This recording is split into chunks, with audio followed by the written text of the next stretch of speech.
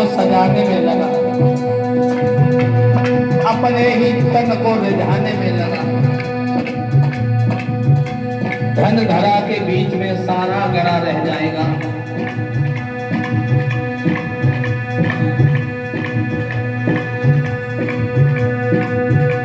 पशु भी बने रह जाएंगे जब मौत का दिन आएगा। वे अभी तेरी चिता के बीच जल भुन जाएगी, मरने के बाद सिर्फ धर्म साथ जाएगा।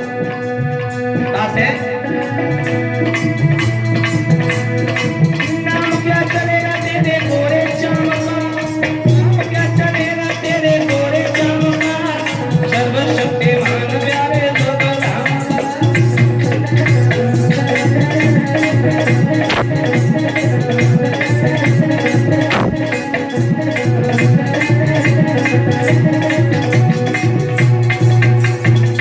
बड़ी सुंदर अगली लाइन है। पाप ही पाप कमाए उम्र भर। भगवान की कथा होती नहीं गई तो क्यों जाए। और वो जो अकेला खाता है, केवल अपने लिए कमा के खाता है, वो पाप को खाता है।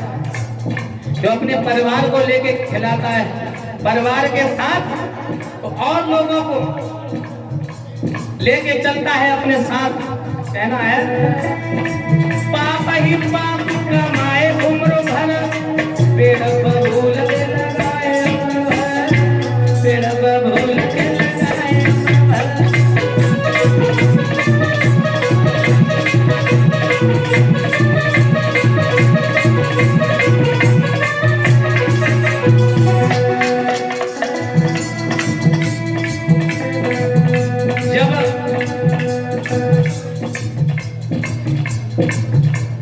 कार्य करने की क्षमता हुई तो उल्टे काम करे। जब कार्य करने का टाइम आया, कर्म उल्टे, कर्म खोटे, तो ईश्वर का भजन करने से क्या फायदा। बहनों, कर्म खोटे तो ईश्वर का भजन करने से क्या फायदा। कैसे किया परहेज ना बिल्कुल तो दवा खाने से क्या फायदा। दवाई ले आओ, परहेज ना करो, दवा खाओ, फायदा नहीं करेगी। ऐसे अगर कर्म उल्टे हैं और भजन करो तो कोई फायदा नहीं है। इसलिए पहले पाप ही पाप कमाए उम्र भर, पेड़ बबूल के लगाए उम्र भर, पेड़ बबूल के लगाए उम्र भर।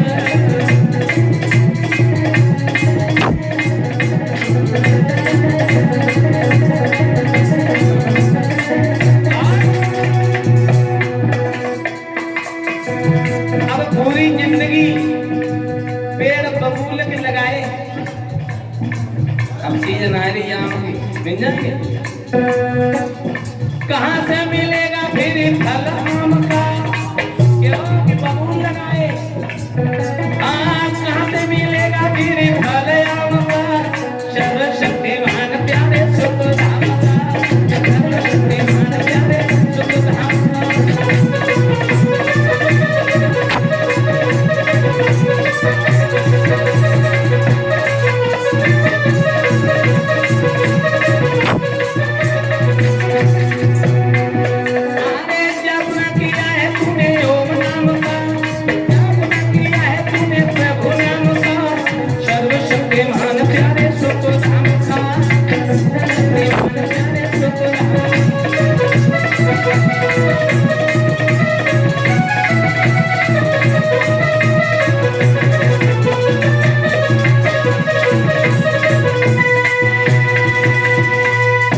सर्वशक्तिमान प्यारी प्रभु नाम का, जिसने भगवान का भजन नहीं किया, बोलो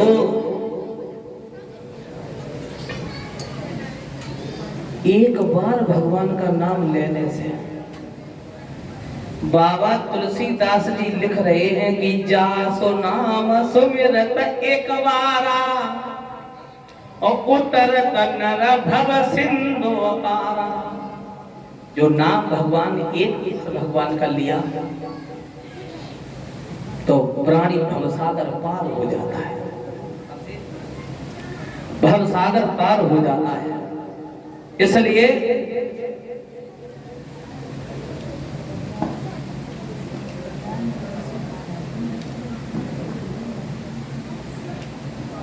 एक बार राम का नाम लेने से कितना बड़ा फायदा है। एक घर में एक लड़का था, माता पिता की बात नहीं मानता, गुरु का सम्मान नहीं करता, और हेलो हेलो पतली आवाज कर दो। हेलो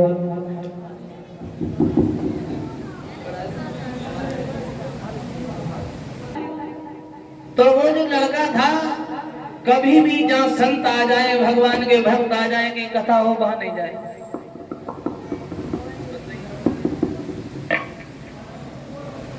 जब वो संत आए,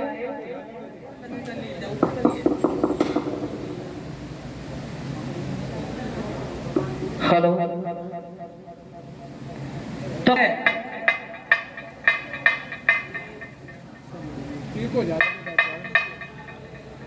ये कहा है कि हमारे इस बेटा को कैसे भी सुधार दो।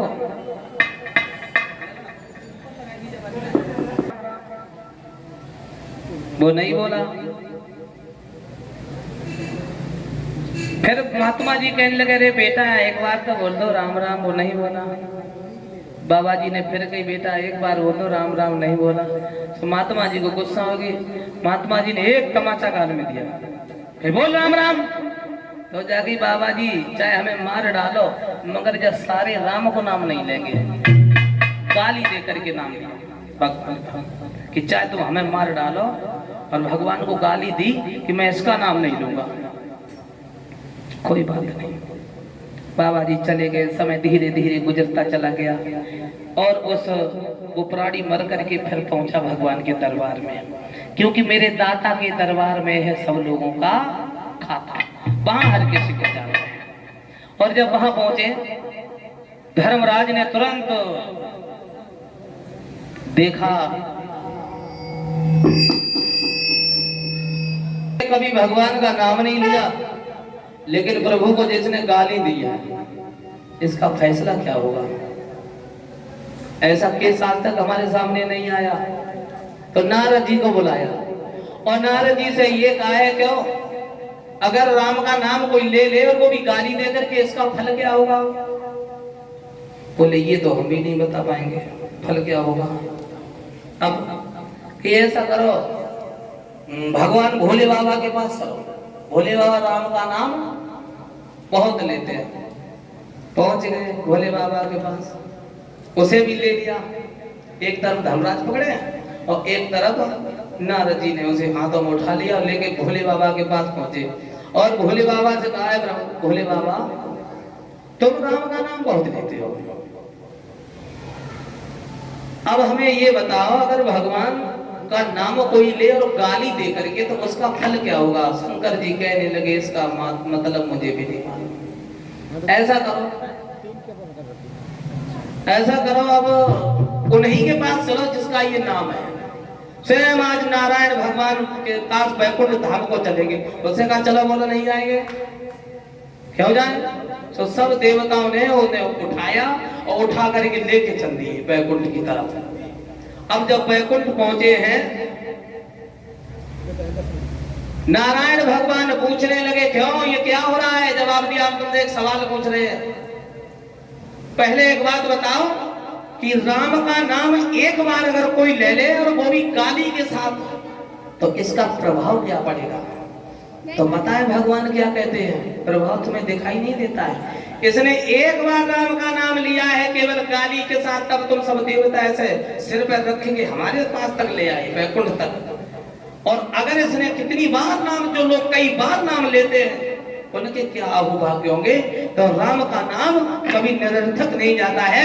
बोलिए आनंद कंद भगवान की।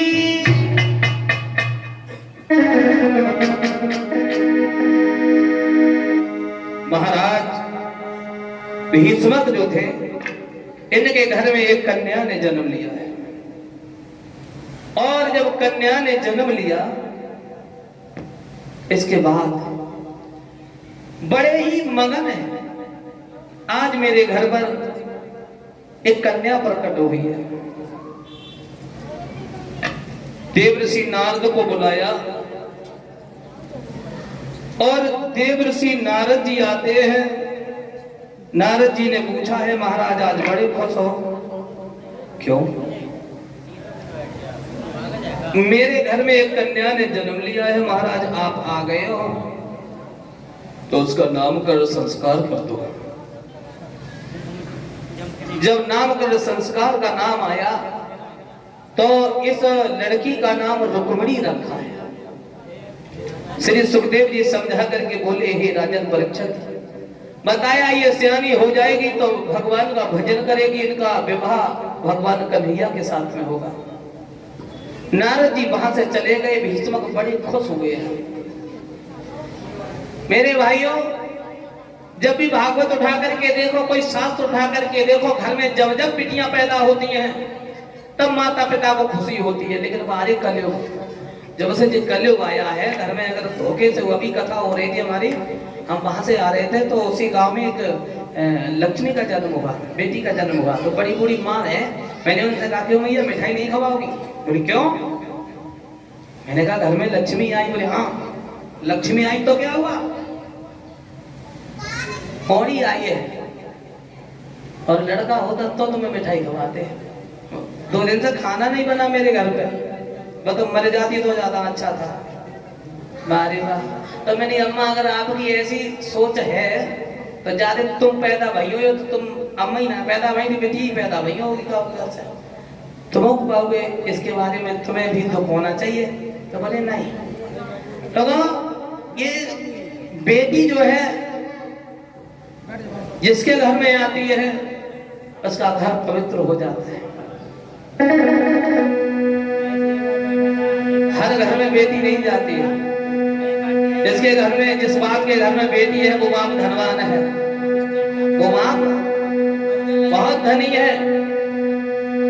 मगर अफसोस इस बात का है, बेटी के 2 घर होते हैं, एक माँ का घर और एक पति का घर। एक को बोलते हैं मायका और एक को बोलते हैं ससुराल है। जब तक बिटिया घर में रहती है तब तक घर वाले क्या कहते हैं, अरे ये क्या है, आज नहीं कल चली जाएगी, ये तो पराए घर की है, कह देते होता है पहले। और वही बिटिया शादी होकर जब पहुंच जाती है अपनी ससुराल, तो ससुराल वाले क्या कहते हैं, ये कदर क्या जाने घर की, क्योंकि ये तो पराए घर की है। इसके 2 घर है मगर इसका एक भी घर नहीं। फिर विचार किया, जिस बेटी के 2 घर होते हैं मगर उसका एक भी घर नहीं है। मैंने विचार किया, किसी कवि ने गाया है,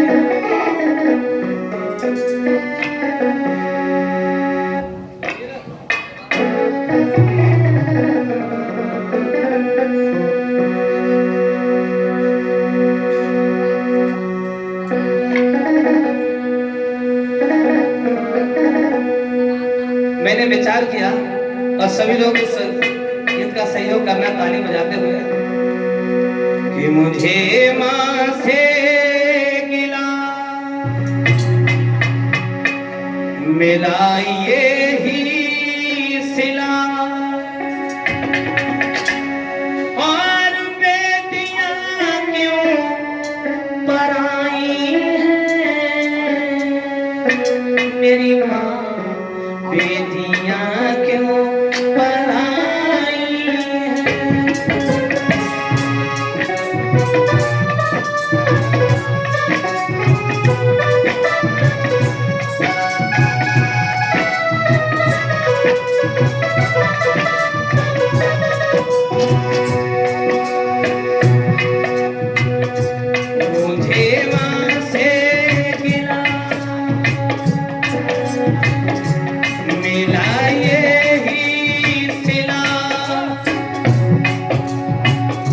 बेटियां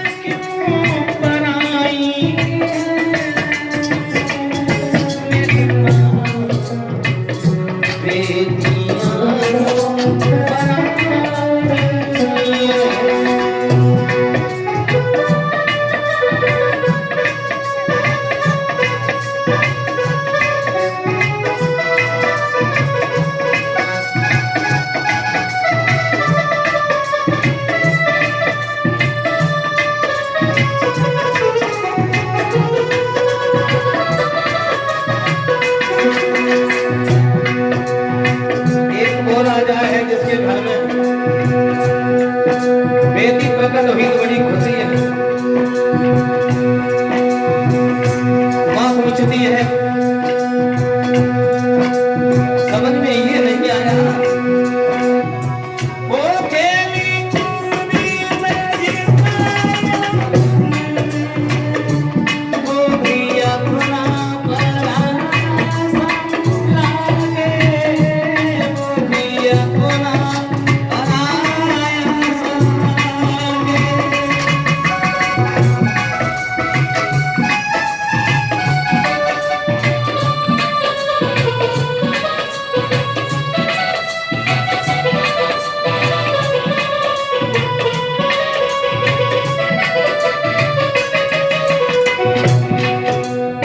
भागवत श्रोताओं, जब तक बेटी छोटी होती है, घर में रहती है, अपने बाबुल राजा से जो मांगती है पिता हंस के दे देता है।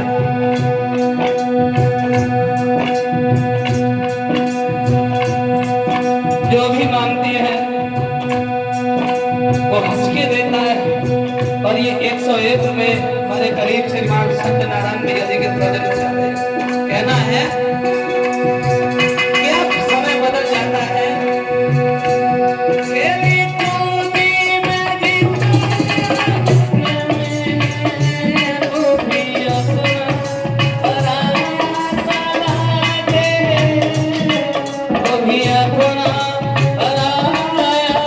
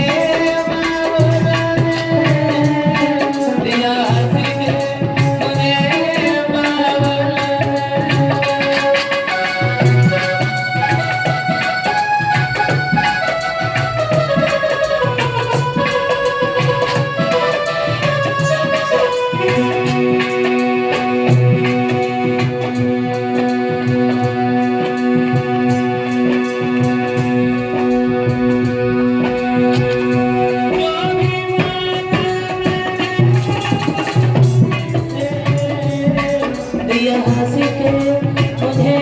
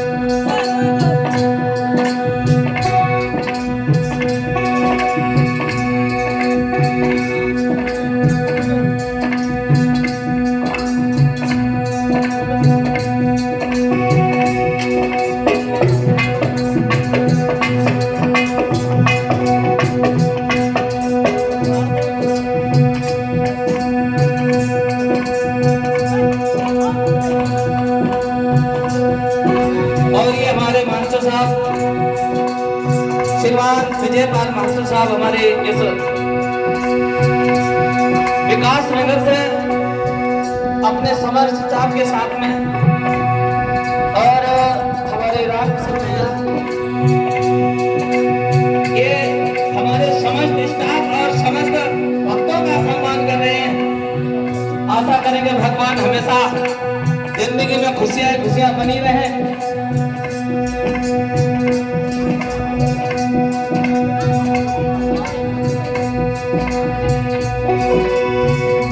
ये विकास नगर पानीपत हरियाणा से आशा करेंगे भगवान हमेशा बहुत लंबी उम्र दे। प्रभु कहना है जिस घर में पली उस घर से चली तेरी कैसी विदाई है मेरी माँ बेटियां क्यों पराई है।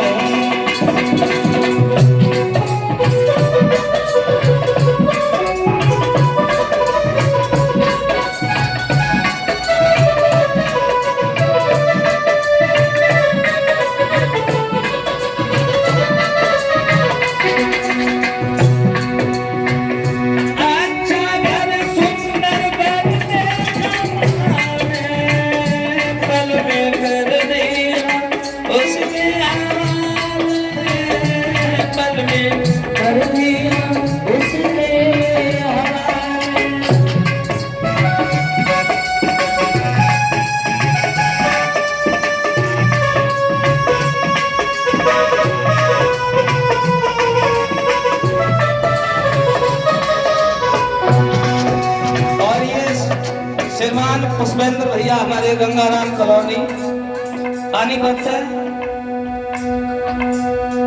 इनके करीब से 101 रुपए हमारे कथा में और ये पवित्र दान 101 रुपए हमारे लिए आ रहे हैं। और ये हमारे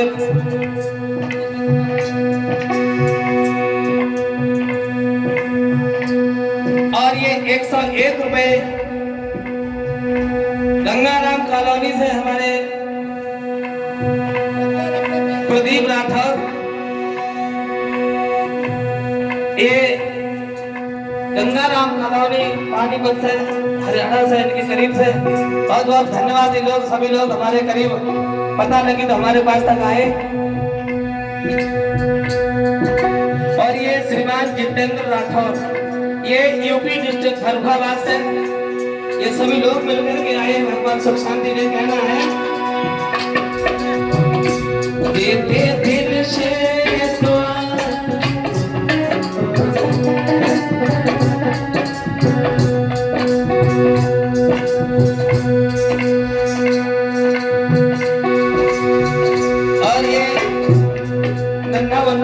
हर सम्मानी अपनी पवित्र कमाई दान कर रहा है। आशा करें कि बच्चे के जीवन में हमेशा खुशियां ही खुशियां प्राप्त होती रहे। मुझे मां से किताब मिला ये